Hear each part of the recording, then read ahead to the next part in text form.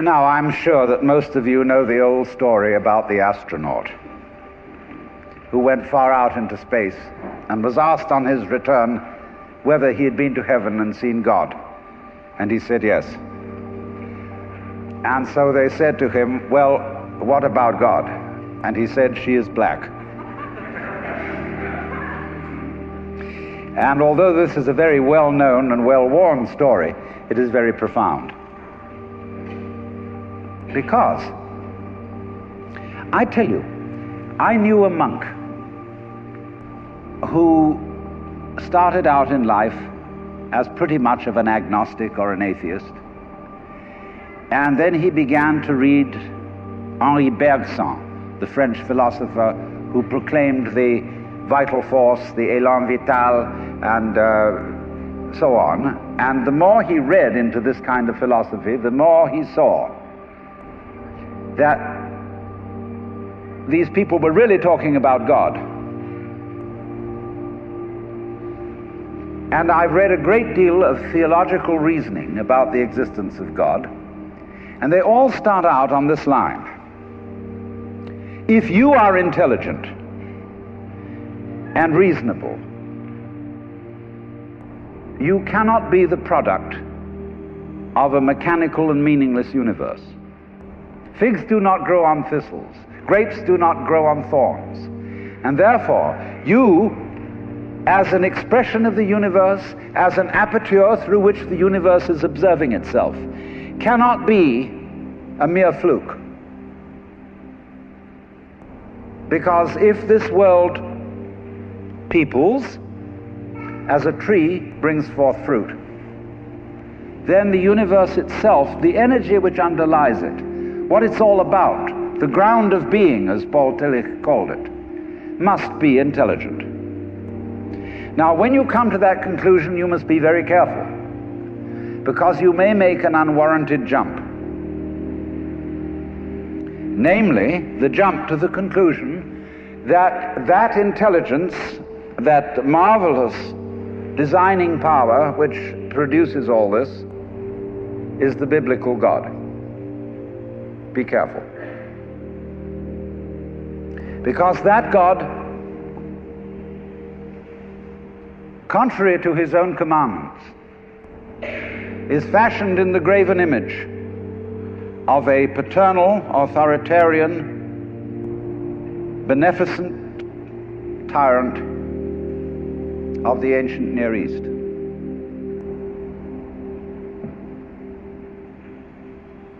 And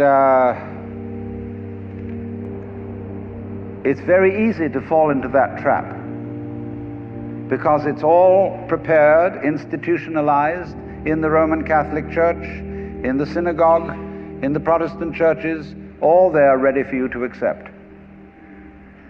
And by the pressure of social consensus and so on, it is very natural to assume that when somebody uses the word God, it is that father figure which is intended. Because even Jesus used the analogy, the Father, for his experience of God. He had to. There was no other one available to him in his culture. But nowadays, we are in rebellion against the image of the authoritarian father. Especially this should happen in the United States, where it happens that we are a republic and not a monarchy. And if you, as a loyal citizen of this country, think that a republic is the best form of government, you can hardly believe that the universe is a monarchy. But to reject the paternalistic image of God as an idol is not necessarily to be an atheist. Although I have advocated something called atheism in the name of God. That is to say,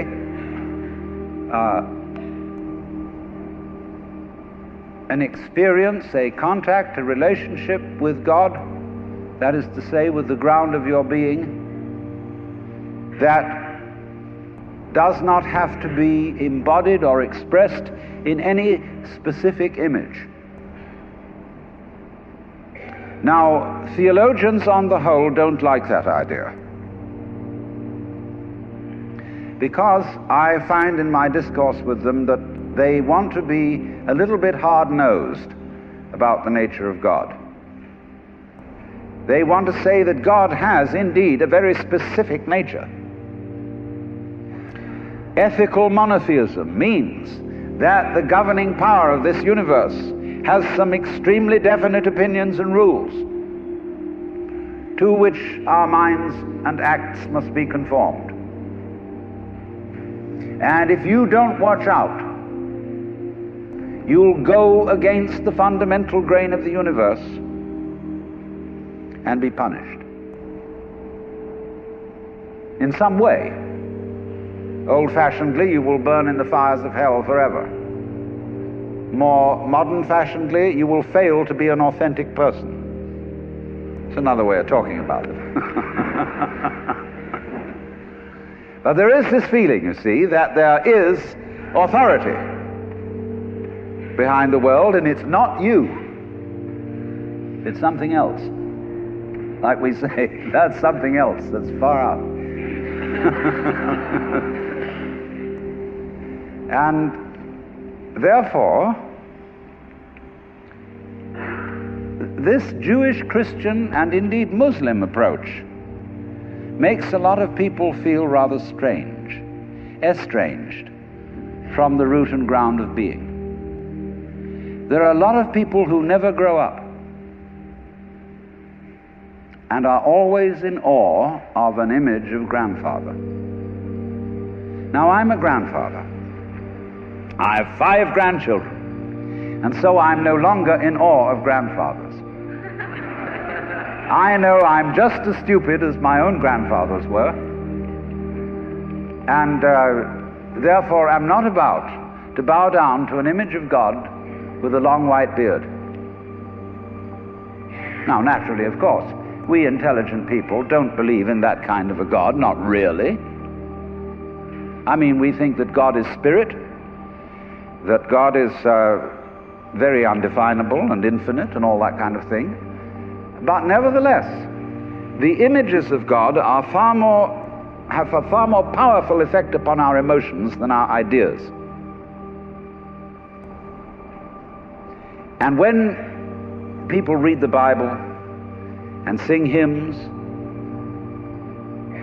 Ancient of Days, who sittest throned in glory, immortal, invisible, God only wise, in light inaccessible, hid from our eyes, they still got that fellow up there with a beard on. It's way in the back of the emotions. And so we should think, first of all, in contrary imagery, and the contrary imagery is, she's black. Imagine instead of God the Father, God the Mother.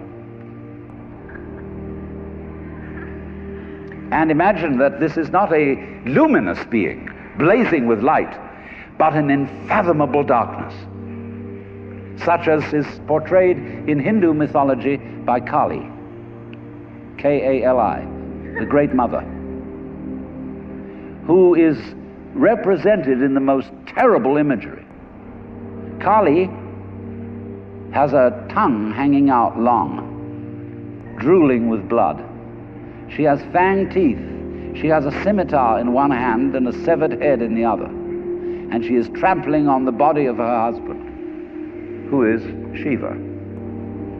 Shiva represents also, furthermore, the destructive aspect of the deity, wherein all things are dissolved so that they be reborn again.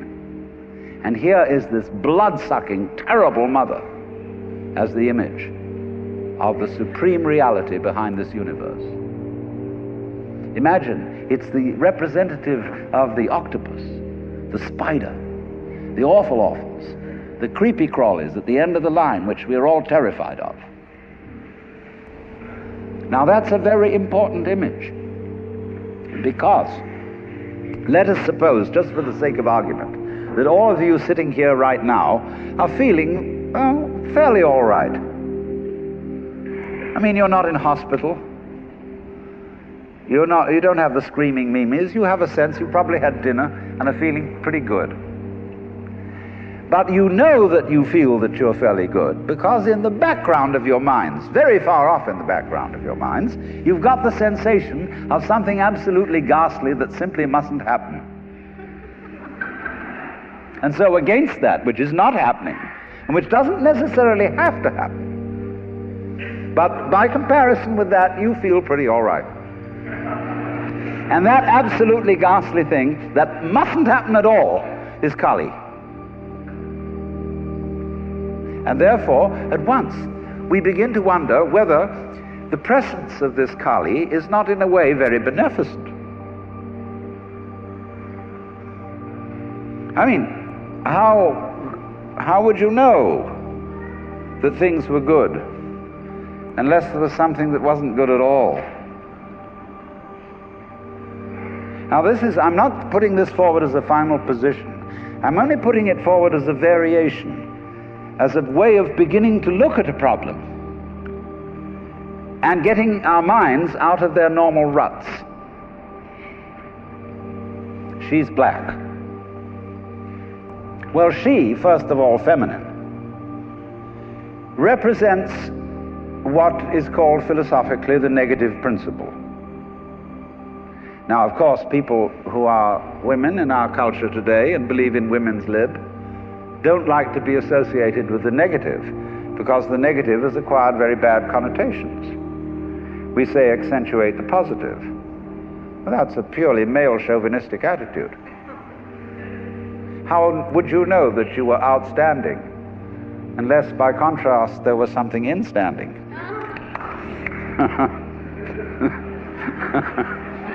You cannot appreciate the convex without the concave. You cannot appreciate the firm without the yielding. And therefore, the so-called negativity of the feminine principle is obviously life-giving and very important. But we live in a culture which doesn't notice it. You see a painting, a drawing of a bird, and you don't notice the white paper underneath it. You see a printed book, and you think that what is important is the printing, and the page doesn't matter.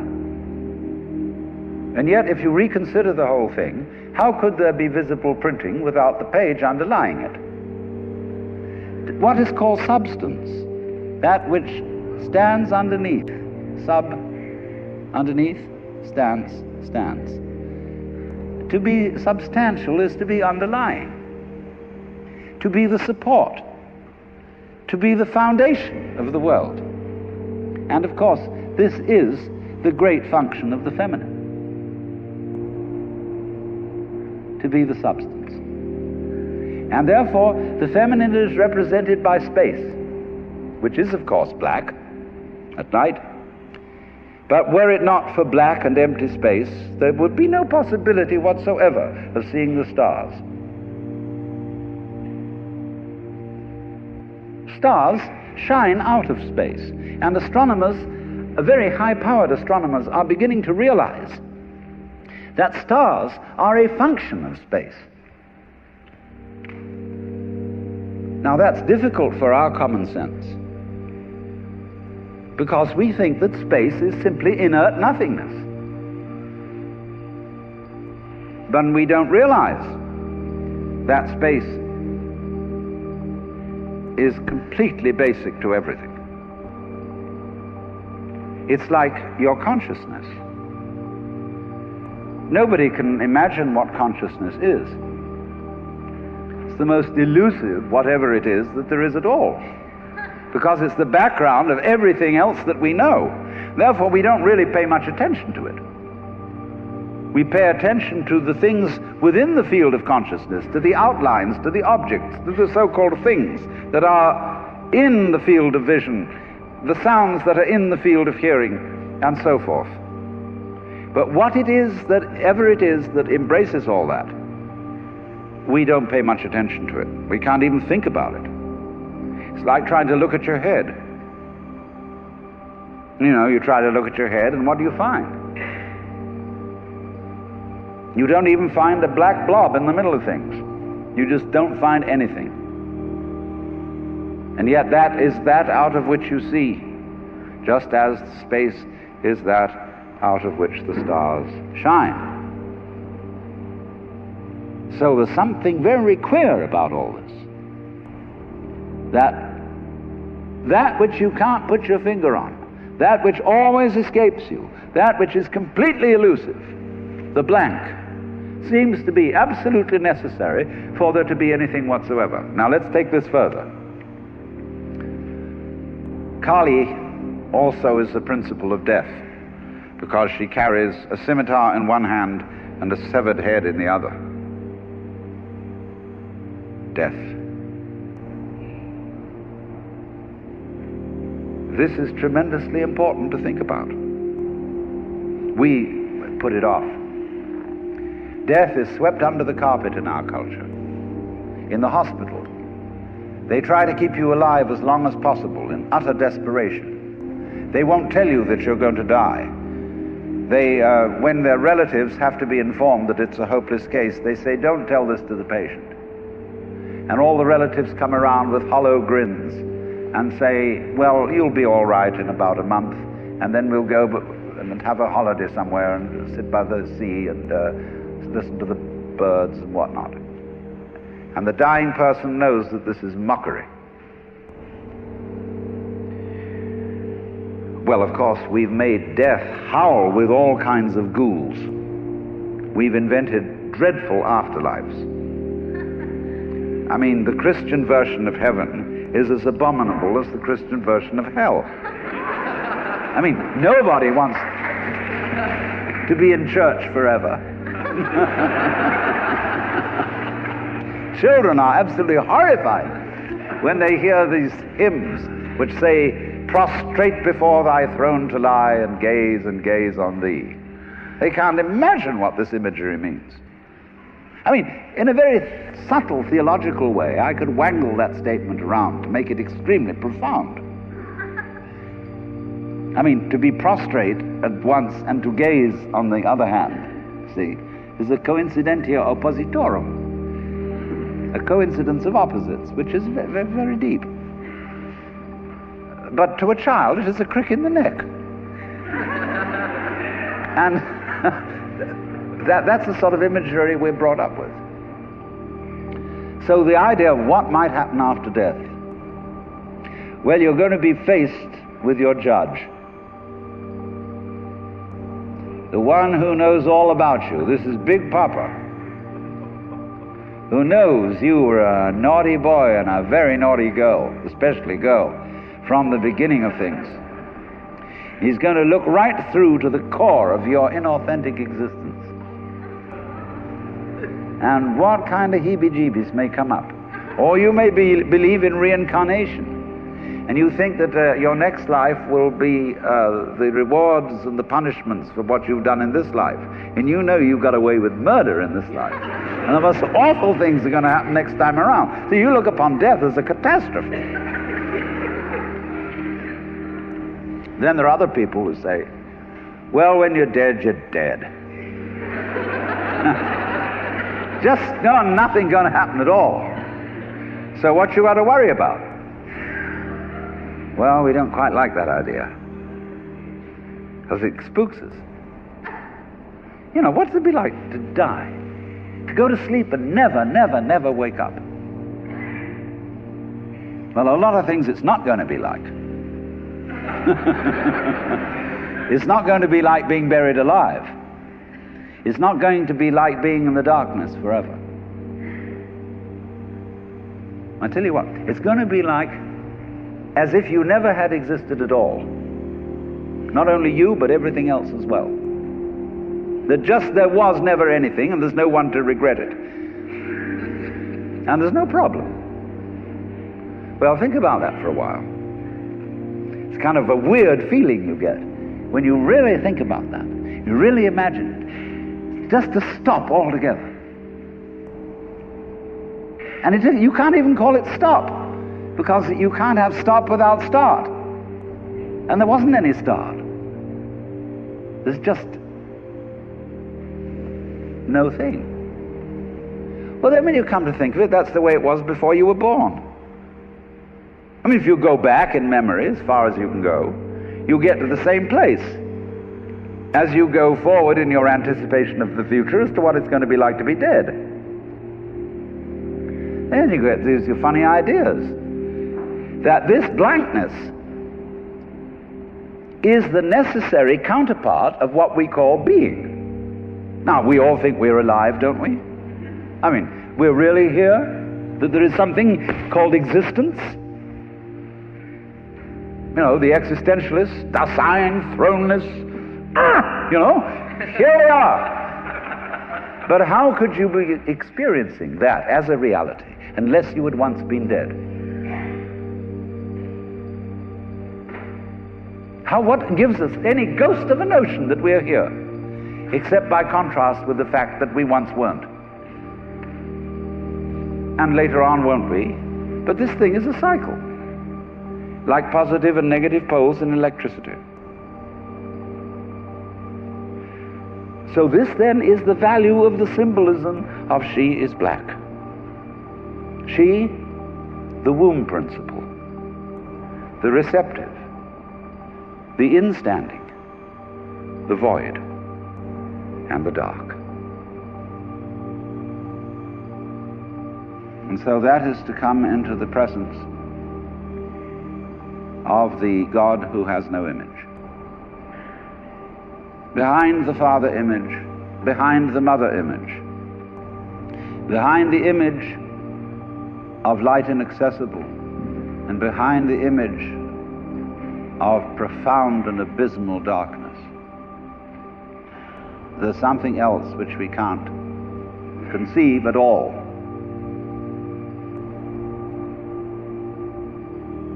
Dionysius the Areopagite called it the luminous darkness. Nagarjuna called it Shunyata, the void. Shankara called it Brahman, that which can only, of which nothing at all can be said. Neti neti, beyond all conception whatsoever. And you see, that is not atheism in the formal sense of the word. This is a profoundly religious attitude, because what it corresponds to practically is an attitude to life of total trust, of letting go. When we form images of God, they are all really exhibitions of our lack of faith. Something to hold on to, something to grasp. How firm a foundation, what lies underneath us, the rock of ages, or whatever, Ein feste Burg. But when we don't grasp, we have the attitude of faith. If you let go of all the idols, you will of course discover that what this unknown is, which is the foundation of the universe, is precisely you. It's not the you think you are. No, it's not your opinion of yourself. It's not your idea or image of yourself. It's not the chronic sense of muscular strain, which we usually call I. You can't grasp it. Of course not. Why would you need to? Supposing you could, what would you do with it? And who would do what with it? You can never get at it. So there's that profound central mystery. And the attitude of faith is to stop chasing it. Stop grabbing it. Because if that happens, the most amazing things follow. But all these ideas of the spiritual, the godly, as this attitude of must, and we have been laid down the laws which we are bound to follow. All this jazz is not the only way of being religious and of relating to the ineffable mystery that underlies ourselves and the world.